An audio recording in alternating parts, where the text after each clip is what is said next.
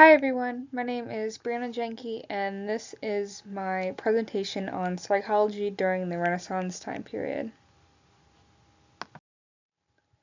So to begin, the Renaissance was dated from approximately 1450 to 1600, although some historians would argue that it started a lot earlier than that.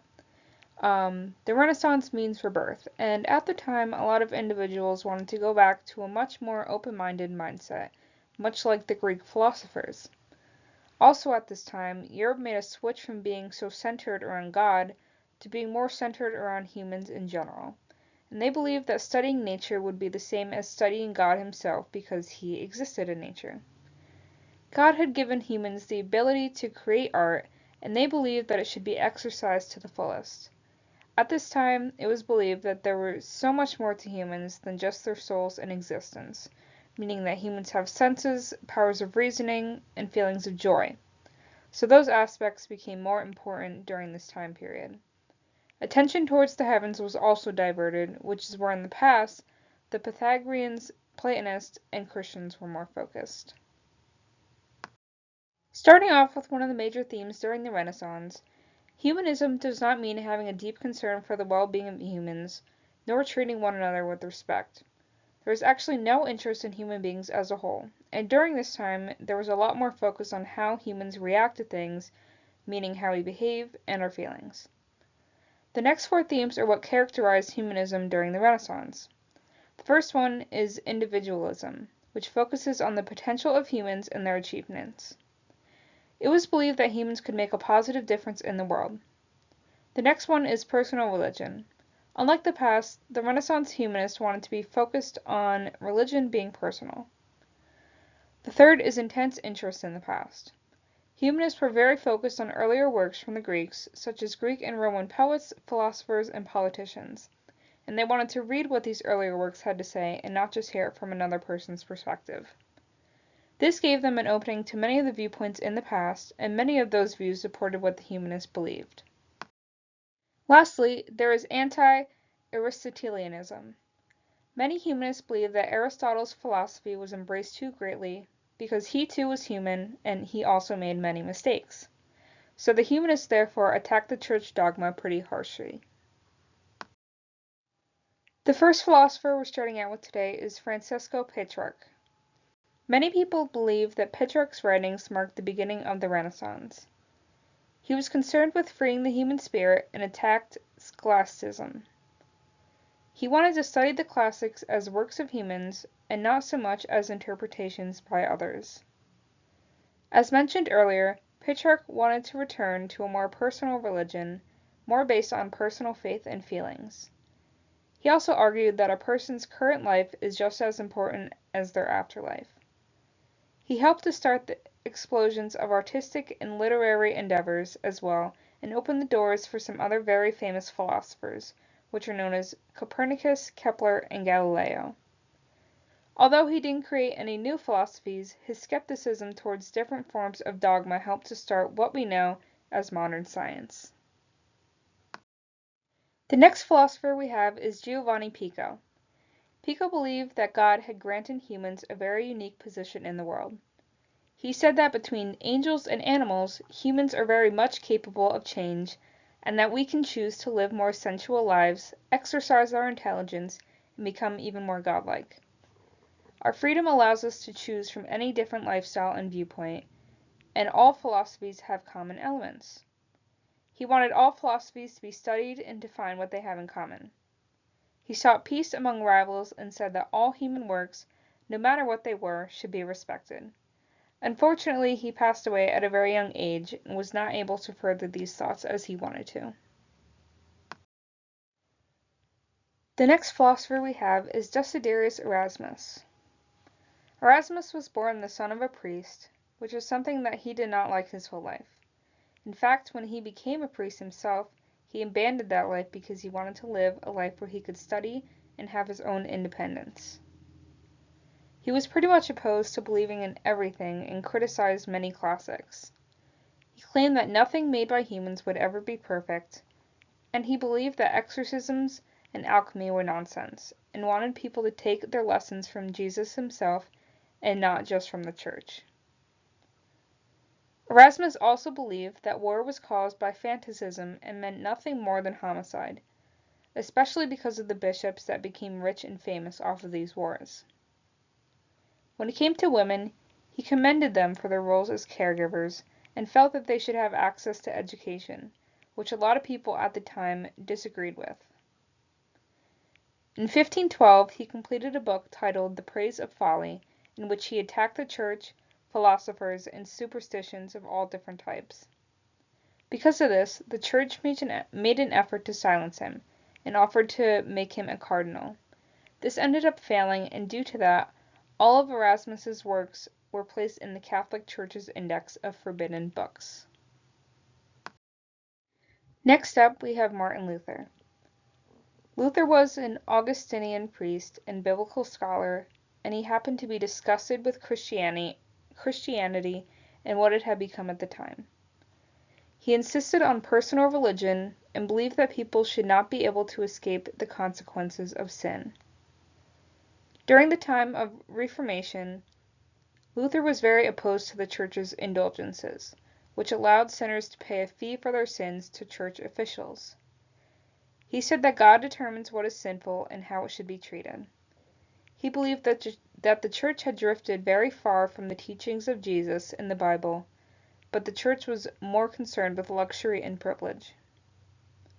When it comes to Luther's views on marriage, he had a few controversial beliefs. He said that nuns and priests should not have to be celibate, and that married couples are capable of doing God's work just as much as a nun or priest. He also embraced sexual enjoyment within marriage. Luther also said that if a husband or wife was not sexually satisfying their spouse, that they should have the right to find it in another person. As for his viewpoint on free will, he had many disagreements with Erasmus. Unlike Erasmus, he believed that God does all things according to his will. When he was questioned why humans performed evil deeds, Luther explained that humans are the ones that will decide if they choose the will of God or Satan. Many people also questioned why God allows evil to exist, and this is where Luther responded that it is a mystery to humans and that God only knows the answer to this. As for Luther's opposing viewpoints to others, he was quite disrespectful in how he approached this, especially to Erasmus. He said that his interpretation was the only correct one and that he hoped God would enlighten others on their incorrect viewpoints. When Luther was excommunicated, he ended up leading the Protestantism religious movement. This movement denied the authority of the Pope and said that everyone had the right to interpret the Bible for themselves. Protestantism had some negative viewpoints, that being that it was very harsh and unforgiving, and that it insisted on accepting the existence of God on faith by itself. On the other hand, Protestantism was a good influence on challenging the authority of the Pope and Aristotle. Next up, we have Michel de Montaigne. Montaigne questioned the possibility of indisputable knowledge and argued that the only justifiable basis for a religious conviction was faith. He also did not glorify human rationality and didn't believe that humans were superior to other animals. He believed that this actually caused a lot of problems. Montaigne rejected science because he believed that you couldn't gain reliable knowledge from it because the scientific truth was always in a flux.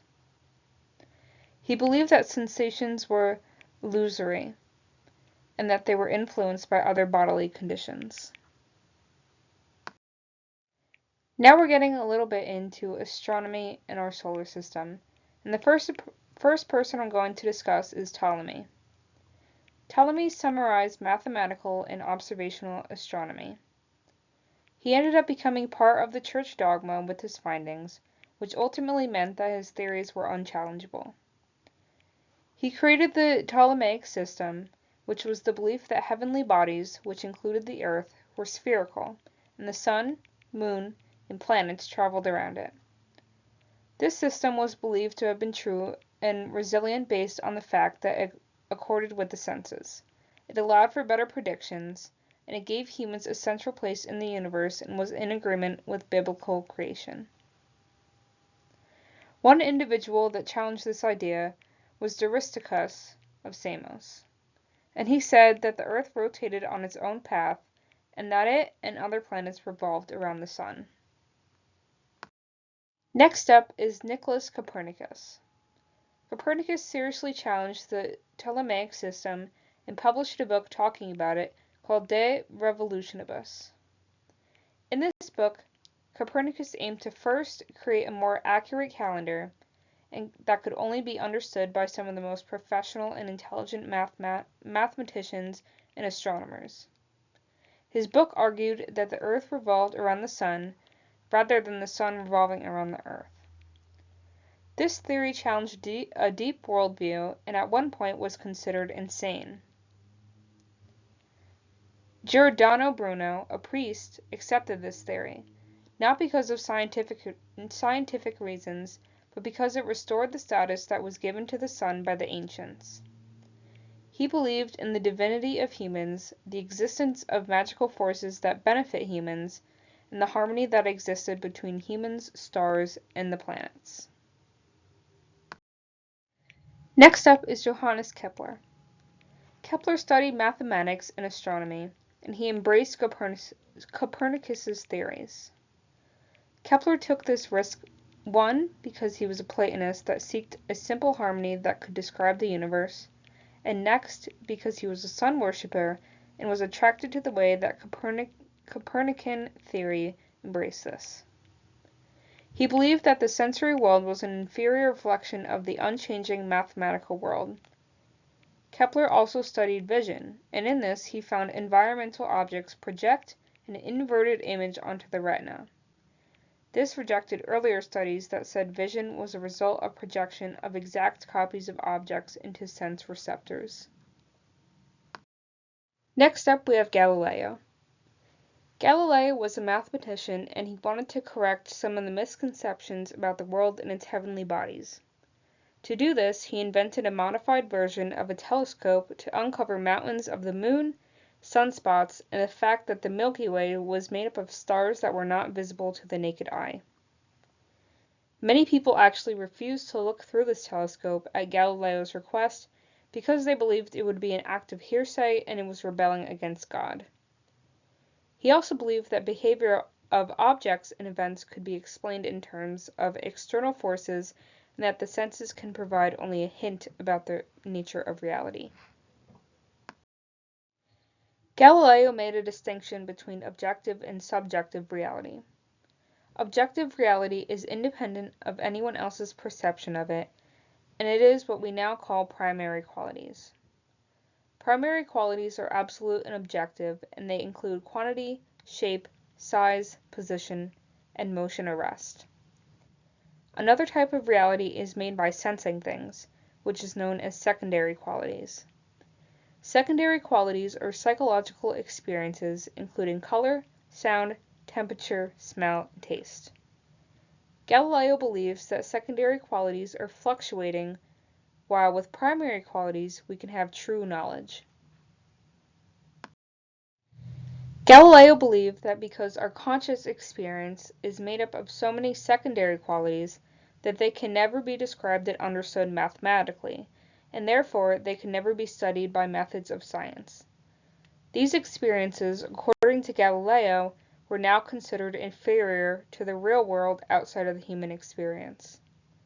He said that the world of astronomy can never be attained by only sensory experience and only by grasping mathematical laws. Thus, Galileo excluded much of what is now known in psychology from science, and many of our modern scientists refuse to accept that psychology is a science for the same reason. Moving on to Isaac Newton. Newton believed that the universe was very complex and lawful and that it was created by God. Guided by this belief, Newton invented integral calculus, developed the universal law of gravitation, and did not pioneer work in optics. His methods include observation, mathematical deduction, and experimentation. Although Newton was deeply religious, his work diminished God's influence, which soon would lead to the removal of God altogether. Deism, deism soon became popular, which was the belief that God created the universe but ended up abandoning it. One of Newton's most significant contributions was his law of gravitation. This law explained that all objects in the universe attract each other, and this explained the motion of all physical bodies. His overall conclusion was that God was a mathematician because these principles could be expressed in mathematical terms. These are some of the most powerful principles of Newtonian science, and the first one is deism, as explained above. Next, the material world is governed by natural laws and there are no exceptions to them. The third is there's no place for purpose in natural law, and natural events can't be explained by properties inherent in them. Fourth is that every natural law in the physical world can be explained through space, time, matter, and force. Lastly, classification is not an explanation, meaning that in order to understand why anything acts the way it does, we have to understand the physical attributes of the object being acted on. Next up, we have Francis Bacon. Bacon was an empiricist that believed that only nature could be understood by studying it directly. Focusing on scripture, faith, or philosophical authority would further our effort to learn how the world actually functions. When it comes to Baconian science, he believed that science shouldn't include any theories, hypotheses, mathematics, or deduction. It should only involve observation. He believed that accepting anyone else's theory would be a bias of someone's observations. He only trusted direct observation of nature. Later, his approach to science would be known as positivism, which is the belief that only objects and events can be experienced directly and not through scientific inquiry. He also believed that generalization could be used to describe classes of events and experiences, and that the powers of the mind should be used to understand the facts of nature rather than the figments of the human imagination. Bacon wanted to discard opinions and to restrain the mind from a time of highest generalizations. Due to his beliefs, he decided to summarize 4 sources of error that could creep into scientific investigation, and the first one is the idols of the cave. These are personal biases that an individual can have and how they influence how they interpret the world. The next is idols of the tribe, which are biased due to human nature.